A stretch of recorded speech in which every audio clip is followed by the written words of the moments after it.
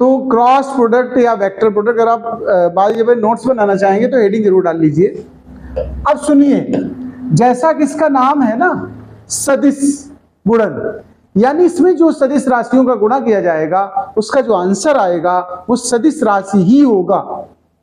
ये बड़ा इंपॉर्टेंट है, ये भी 12th तक ये काम देगा आपको आगे फिजिक्स में। मैथ्स में भी ये चैप्टर है तो आपको डबल फायदा होने वाला है। चलो अच्छा, हम सबसे पहले परिभाषा बताते हैं। तो सुनिए, एक कोई सदिश राशि ए है और दूसरी बी है, बीच में अगर हमने ये वाला साइन लगाया है इसको क्रॉस कहते हैं। क्या कहते हैं? इसको हम बोलते हैं क्रॉस प्रोडक्ट। तो अगर ये वाला निशान लगा है क्रॉस वाला तो इसे हम वेक्टर प्रोडक्ट या क्रॉस प्रोडक्ट नाम देंगे। तो फिर ए क्रॉस बी को अगर हम सॉल्व करें, जैसे ए डॉट बी का फार्मूला आपको याद हो गया होगा, A dot B equal to क्या था? A B cos theta. ऐसे ए क्रॉस बी अगर हम कहेंगे तो हम लिखते हैं ए बी साइन थीटा। यहां एक टर्म बढ़ जाता है क्या? N cap. अब सुनो इसका मतलब क्या है, डेफिनेशन सुनिए बहुत आराम से, पहले सुनिए समझिए फिर लिखिए। हमसे पूछा जाए सपोज करो कि भाई बताओ क्रॉस प्रोडक्ट की परिभाषा या सदिश गुणन का क्या परिभाषा है, बताओ सदिश गुणन क्या होता है। तो हम कहेंगे दो सदिशों का सदिश गुणन। क्रॉस वाले का नाम क्या है? सदिश गुणन। ए बी दोनों सदिश राशियां हैं कि नहीं? दो सदिशों का सदिश गुणन उनके परिमाणों, ए बी को क्या बोलते हो? परिमाण। आप चाहो तो इसको मॉड में भी लिख सकते हो, याद है मैंने कहा था मॉड में भी लिखा जा सकता है, mod A mod B sine theta N cap. यही सूत्र देगा, ऐसे भी लिखा जा सकता था, A cross B is equal to. तो हम ये कह सकते हैं दो सदिशों का सदिश गुणन। देखो गुणा बीच में लगा ये वाला, दो सदिशों का सदिश गुणन उनके परिमाणों, देखो परिमाण है मॉड, परिमाणों तथा उनके बीच की कोण के, ये कोण बना थीटा, देखो कोण के साइन के गुणनफल के बराबर होता है। अब आप कहोगे एक टर्म और सर जी लिखा है एन कैप, इसका क्या मतलब है? एन कैप का मतलब होता है एकांक सदिश जो लंब दिशा में हो। किधर हो? लंबवत। ये बताता है कि इस पूरे का जो आंसर आएगा उसकी दिशा ए और बी दोनों पर 90 अंश होगी। कैसी होगी? 90 डिग्री होगी। मैं अभी इसको और समझाऊंगा उदाहरण से, पहले तो परिभाषा लिखिए। सबसे पहला काम क्या करना तुम्हें? परिभाषा लिखो जरा, हम बोल रहे हैं वही लिखते जाओ। लिखिए दो सदिशों का सदिश गुणन, दो सदिशों का सदिश गुणन उनके परिमाणों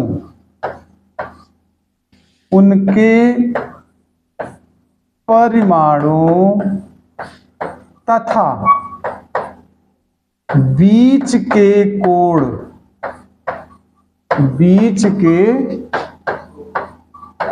की साइन के गुणनफल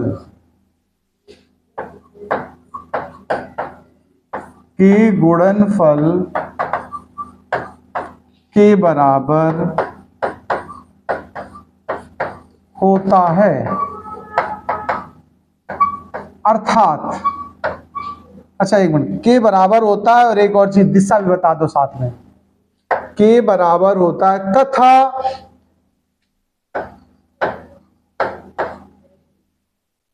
परिणामी की दिशा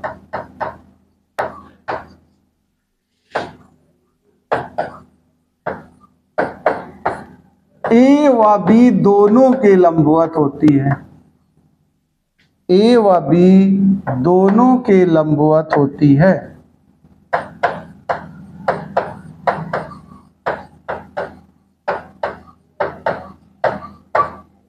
दोनों के लंबवत होती है। ये लिख लिया भाई सब लोगों ने? अर्थात करके अब वो सूत्र लिखने हैं तुम्हें, अर्थात करके ये दोनों सूत्र आप लिख लो। दो स्टाइल से इसको लिखा जा सकता है, लिख दो दोनों को। तो देखिए ये तो परिभाषा हो गई, एक बार फिर सुन लो। इसी को देख देख के आपको लिखना है, कोई ऐसा नहीं कि अलग से कुछ सोचना है। ऐसे कह देना, देखो दो सदिशों का सदिश गुणन, ना सदिश गुणन लिखना चाहो तो क्रॉस लिख दो। दो सदिशों का क्रॉस गुणन उनके परिमाणों तथा उनके बीच की कोण की साइन के गुणनफल के बराबर होता है, तथा जो परिणामी आएगा उसकी दिशा ए और बी दोनों के लंबवत होगी। अब इसमें उदाहरण भी बताना होगा, बिना उदाहरण के परिभाषा ये मजेदार नहीं है। तो चलो हम उदाहरण उठाते हैं। कम से कम 3 उदाहरण तुम्हें याद होने चाहिए। पहला उदाहरण ध्यान रखना, बलागुण का है। काय का है? बलागुण। ये सूत्र याद कर लेना तुम लोग, आगे काम देगा तुम्हें। बलागुण का प्रतीक चिन्ह टाउ होता है। क्या होता है? ये जो सिंबल बना इसको क्या पढ़ते हो? TAU, tau. तो बलागुण जो होता है वो टाउ बराबर R क्रॉस F होता है। क्या होता है? ध्यान से समझना। और इनके सबके ऊपर वेक्टर लगेगा, क्योंकि ये भी सदिश है, ये भी सदिश है, और जो आंसर आया वो भी सदिश है। तभी तो नाम पड़ा सदिश गुणन। अदिश गुणन में जो आंसर आता है वो कैसा होता है? अदिश होता है। और सदिश गुणन में जो आंसर आता है वो सदिश होता है। ओके, इसको चाहो ओपन करके लिख सकते हो ऐसे। देखो, tau is equal to RF sine theta. क्या लिख सकते हो? वो जरूरत नहीं लिखने की, लेकिन बता दिया हमने कि अगर ओपन करो तो ऐसे लिख सकते हो आप। ऐसे दूसरा एक और उदाहरण सुनो, उसको बोलते हैं कोणीय संवेग। क्या बोलते हैं? कोणीय संवेग। अगर हम कोणीय संवेग की बात करें तो कोणीय संवेग को हम लोग J से प्रदर्शित करते हैं। कैसे? कैपिटल J ऐसे बनाते हो कि नहीं बनाते हो? तो J इज इक्वल टू होता है P क्रॉस R। P पता है यहां पर क्या है? रेखीय संवेग। P बराबर mv सुना होगा तुमने कहीं ना कहीं। एक और कम से कम 3 उदाहरण तुम्हें पता होना चाहिए। एक और लिख लो, उसको बोलते हैं वैद्युत या चुंबकीय फ्लक्स। तुमने हाई स्कूल में पढ़ा होगा, चुंबकीय फ्लक्स। चुंबकीय फ्लक्स ये तो लेकिन अदिश गुणन है। रुको रुको रुको, इसको न लो, इसको न लो, हम वो उसको बना देते हैं वेलोसिटी में संबंध। अभी एक संबंध पढ़ा चुके होंगे या नहीं तो पढ़ाएंगे आगे। लिख लो रेखीय वेग तथा कोणीय वेग में संबंध। ये रेखीय वेग और कोणीय वेग में संबंध हम लिख रहे हैं। कोणीय वेग में संबंध, ये तीसरा उदाहरण देखो। देखो, जो रेखीय वेग होता है उसको हम V से दर्शाते हैं। वो कोणीय वेग ओमेगा क्रॉस R के बराबर होता है। किसके बराबर होता है? हाँ, V बराबर ओमेगा क्रॉस R। इतना नोट कर लो पहले तो चलो अब हम लोग I, J और K में क्रॉस संबंध कैसे होते हैं उसकी बात करते हैं। आप हेडिंग डाल लो I, J, K का क्रॉस संबंध। क्रॉस संबंध चलो समझते हैं जरा। जैसे हमने देखो I क्रॉस I पता करने की कोशिश की, J क्रॉस J पता करने की कोशिश की, K क्रॉस K पता करने की कोशिश की। क्या होता है? अच्छा, I डॉट I क्या होता है? J dot J, K dot K, I dot J, K dot J, J dot K। मतलब सेम सेम में 1, अगर सेम नहीं है तो 0। डॉट में याद हो गया तुम्हें? क्रॉस में जरा सोचना, I क्रॉस I क्या होगा? सोचने की बात है। 0। I क्रॉस I क्या होता है? J cross J, K cross K। इसमें समान है तो 0। क्यों है भी बताऊंगा मैं। लेकिन अगर असमान हो, सुनो, I cross J, J cross K, K cross I, I cross K, K cross J, J cross I। अब इसके क्या मान है मैं तुमसे अगर पूछूं तो हो सकता तुम ना बता पाओ। बता सकते हो? तुम कह रहे हो 1, ये तो कह रहे हो, ये तो अंदर चुटकी मार रहे हो, जरूरी नहीं कि सही है, राइट। फिलहाल पहले इसकी बात करते हैं ये 0 क्यों है, फिर मैं इस पे बात करूंगा। पहले हम इसकी बात करते हैं ये 0 क्यों है। जैसे हमने क्या लिया? I क्रॉस I लिया ना। अच्छा, अभी क्रॉस वाला सूत्र पढ़ाया तुमको, A क्रॉस B बराबर AB साइन थीटा। क्या था? तो I क्रॉस I का मतलब I का मान कितना होता है? 1। दूसरे I का मान भी, और खुद I का I के बीच कोण कितना बनाते हैं? I का खुद I से कितना कोण होगा? 0। x दोनों x में है ना, तो साइन 0 हुआ कि नहीं हुआ बताओ? और साइन 0 का मान 0, तो गुणा होकर के सब चीज क्या हो गई? यानी समान राशियों का गुणनफल 0 होगा क्रॉस में, जबकि डॉट में 1 होता था। सोचो, क्योंकि डॉट के सूत्र में कॉस आता है और क्रॉस के सूत्र में साइन आता है। बोलो, इसलिए भेद है। अब लेकिन बात करता हूं मैं दूसरी मुद्दे पे। ये तो जान गए क्यों ऐसा होता, अगर कोई तुमसे पूछे। दूसरा मुद्दा सुनो जरा। ये जो अन्य अन्य लिखे हैं देखो, आई जे जे के, ये सब, इसके लिए आपको चक्रीय व्यंजक याद करने पड़ेंगे। क्या? साइक्लिक, आई जे के। सुनिए ध्यान से, ये नियम याद कर लो, आई जे के। अब सुनो, अगर इधर चलोगे ऐसी को तो प्लस, और अगर उल्टा घूमना पड़े तुम्हें, एरो तो इधर जा रहे हैं ना, अगर उल्टा आंसर लेना पड़े तो कैसा लिखोगे? माइनस में। जैसे आई जे, देखो आई और जे का क्रॉस क्या बनाएगा? अगला वाला आएगा के। क्या आएगा? के आ गया। तो जे और के का क्या होगा? उसी दिशा में तो जा रहे हो आप, आई हो गया, के और आई का जे हो गया। ये सब देखो उसी डायरेक्शन में ऐसे घूम रहे हो, देखो। लेकिन जब उल्टा घूमोगे तो माइनस आएगा। जैसे के और आई करो, देखो के आई के, आई पहले अब के बाद में, देखो उल्टा लेना पड़ा है, तो फिर माइनस का जे होगा। क्या होगा? माइनस जे। अच्छा, के और जे, देखो के और जे उल्टा चले तो माइनस आई। क्या हो गया? माइनस आई। अच्छा, जे और आई, जे और आई ये भी उल्टा चले, देखो ऐसे चलना पड़ रहा मुझे, इधर जाना पड़ रहा है, तो माइनस का के। ये तुम्हें याद नहीं करना, खाली ये चीज याद रखो। इससे तुम अपने आप ढूंढ लिया करोगे किसका किसका क्रॉस करोगे तो क्या आएगा। नहीं समझ पाए हो तो इसको बना लो, नोट कर लो। अब एक हम आंकिक सवाल लेकर के आपको सिखाते हैं कि क्रॉस प्रोडक्ट करते कैसे। बहुत जरूरी चीज सिखा रहे हैं, ये ध्यान रखना। ये फिजिक्स में तो है ही, इस साल तो तुम्हें काम देगा ही, अगली साल सब मैथ्स में है, पूरा मैथ्स में वेक्टर है, और फिजिक्स आधे से ज्यादा 12th की वेक्टर पर आधारित है।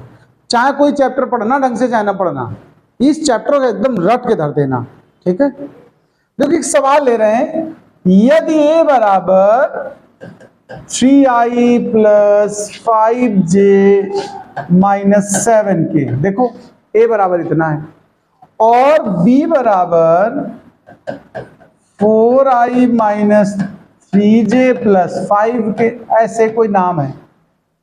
अब तुमसे कहा जाए मॉड ए फाइंड करो, तो मॉड ए तो उस दिन निकाल चुके हो, तुम निकाल लोगे, मॉड बी भी निकाल लोगे, ए प्लस बी, मॉड ए प्लस बी, ए माइनस बी, वो सब निकाल लोगे।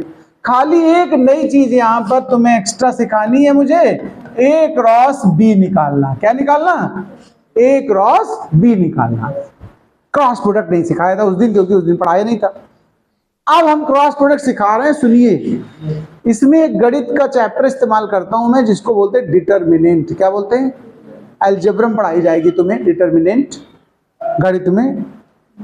हिंदी में उसको सारणिक कहते हैं। क्या बोलते हैं?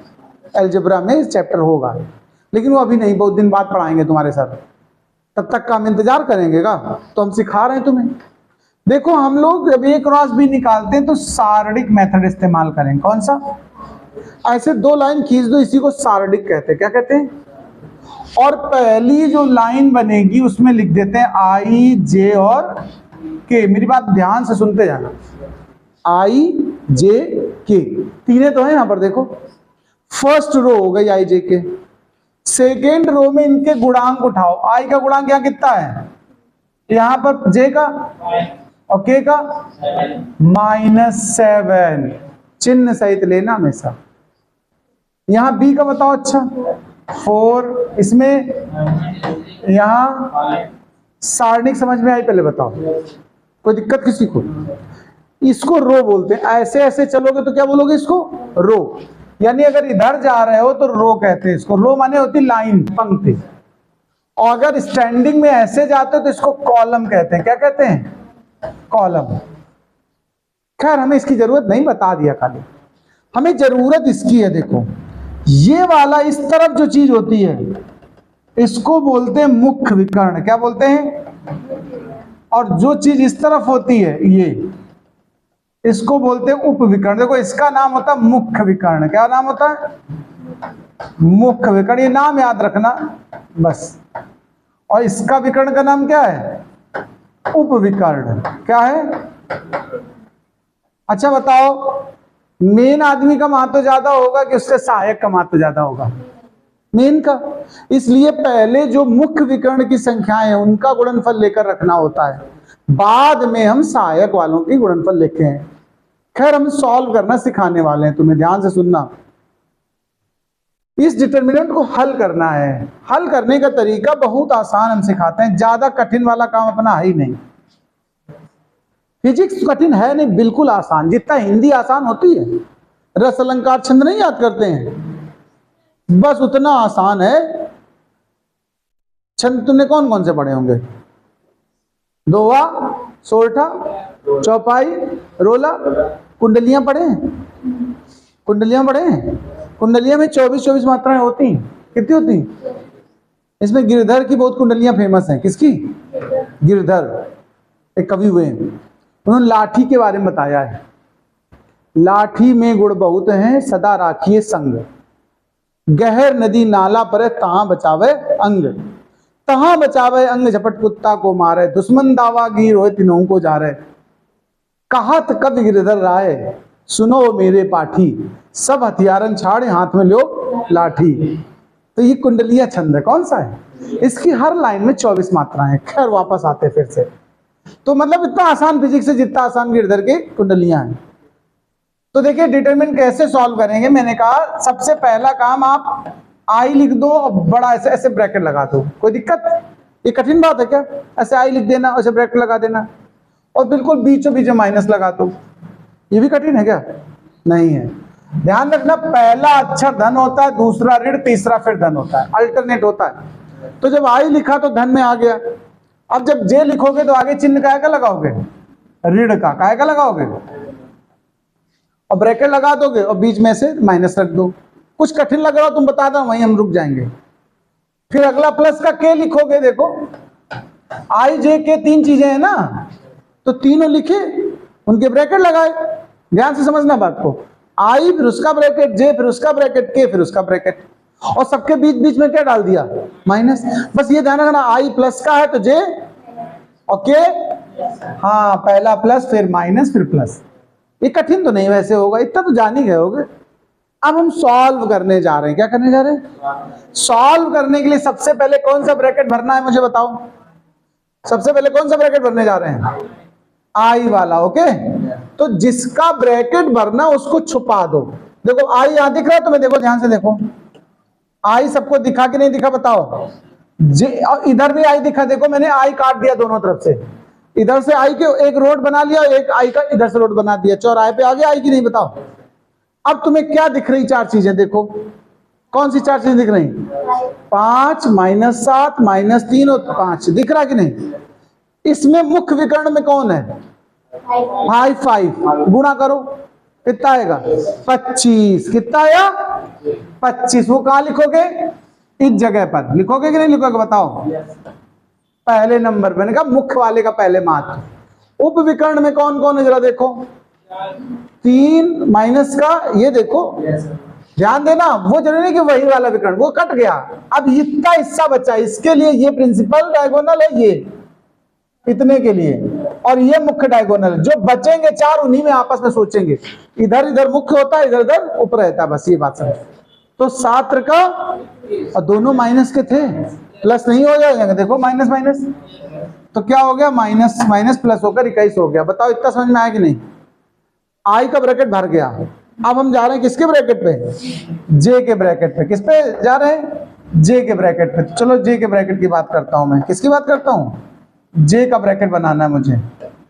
ध्यान से समझना, आराम से, बहुत बढ़िया समझ में आएगी बात। हम जे का ब्रैकेट बनाने जा रहे हैं। किसका बनाने जा रहे हैं? जे का। अच्छा यहाँ पर क्या लिखा था जरा? यहाँ तो आई लिखा था, और यहाँ क्या लिखा था? -3। ये तो मिट गया था, और यहाँ 5 था। चलो अब हम लोग जे का ब्रैकेट बनाते हैं। जरा ध्यान से सुनना, आराम से समझ लो, कोई जल्दी नहीं। जिसके ब्रैकेट को भरना है वहां पर चौराहा बना दो पहले तो हम। फिर तुम्हें कोई 4 चीजें बची हुई दिखनी चाहिए। यहाँ की एक चीज गायब है यार। क्या था? देख के बताना। 3 था, ठीक है। तो ध्यान देना, हम जिसका मतलब निकालने जा रहे होते हैं, ब्रैकेट भरना होता है, उसी वाली लाइन से चौराहा बना देते हैं। अब तुम एक बात बताओ, मुख्य में कौन कौन दिख रही? 2 चीजें देखो, 3 और 5। ऐसे वाले मुख्य दिखते हैं, ऐसे वाले उप होते हैं। तो 3 और 5 का गुणा करो, कितना आया? 4 और ऋण 7 का करो, माइनस का 28। और पहले से एक माइनस है यहाँ, तो प्लस का हो गया 28 की नहीं? बताओ तुमने जे का ब्रैकेट पूरा कर दिया। अब हम किसका करने वाले हैं? के का। ध्यान से सुनना, बहुत आराम से, कोई जल्दीबाजी नहीं है। अब हम किसका ब्रैकेट बनाने वाले हैं जाके? के वाला। तो के पे ऐसे लाइन, अब मैं तो लाइन खींच रहा हूं, तुम ऐसे गंदगी ना करना, तुम ऐसे हाथ लगा के छुपा लेना, बस ऐसे ही, समझ गए? तो जब छुपा लोगे तुम्हें जो चार चीजें दिखेंगी, उसमें इधर वाला मुख्य विकर्ण, इधर वाला उपविकर्ण। तो पहले 3 त्रिका 9, वो काहे का आएगा? -9। क्या आ गया? और 5 को क्या? इतना समझ में आया? अब इनको सरल कर दो। सरल तो तुम कर ही लोगे आराम से। आई लिखा, ये घटाओ कितना आया? 4, माइनस जे लिखा, ये कितना आ गया? 28 15 8 5 13 43 हो गया, नहीं हो गया? और 1909 मतलब 20 9 29, यहाँ ऋण का 29 हो गया।